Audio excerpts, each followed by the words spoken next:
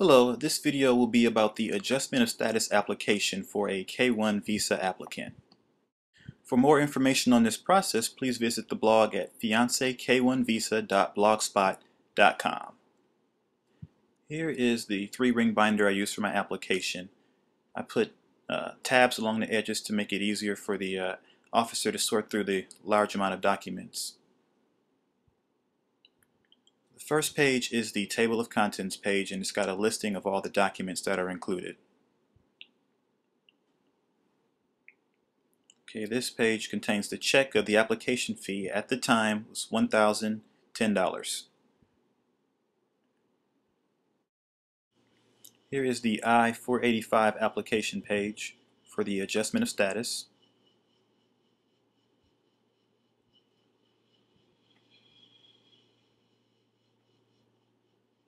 And here is the G-325 biographic information. Here are the 2 passport style photos, and these should be placed in a Ziploc bag and labeled with the name of the applicant on the back. Here is a copy of the I-29F approval letter, which is the K-1 visa application approval, and this is on form I-797. Here we have a copy of the I-94 form that's given at the port of entry.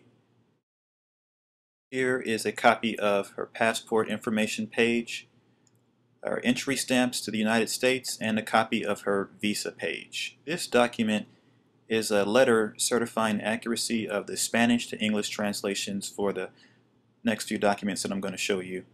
Here is the copy of her birth certificate. It's a certified copy, and I've also got a copy of the Spanish translation. The Spanish translation was done by myself. I basically used an Excel spreadsheet to make a copy of the format of the birth certificate and translate it into English.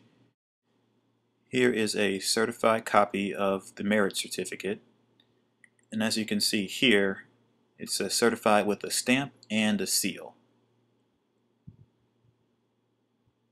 Okay, here is the I-693 document. It's basically a document that certifies her immunizations. Initially, we had some confusion around the process for this document, and what it boils down to is that if you have had your medical exam in your host country, you do not, I repeat, you do not need to go ahead and get a whole nother full medical exam.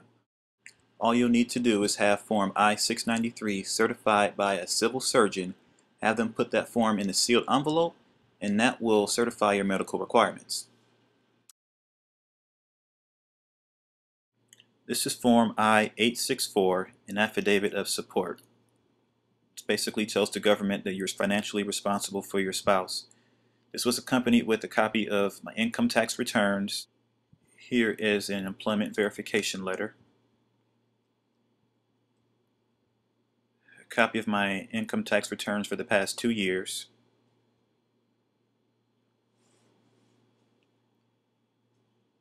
here's an application for employment authorization. This form is needed if your spouse intends to work in the United States while her application is pending. Form 1145 is an e-notification application, and what it does is the office will send you an email once your application has been accepted. And that's my application. A form missing from this application is the I-131 form, which is to request authorization to travel outside of the United States while the adjustment of status form is still pending. The adjustment of status process can take several months, so it's a good idea to get this form if your spouse needs to travel outside of the United States for any reason. Here is a chart which outlines the timeline for the adjustment of status process that we went through. It took approximately 4.5 months. It appears that we caught a break when our case was transferred to the California Service Center. If the case had been transferred to our local office, we'd have had to go in for a one-on-one face-to-face interview.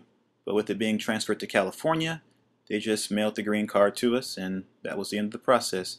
Thank you for watching, and please visit our blog.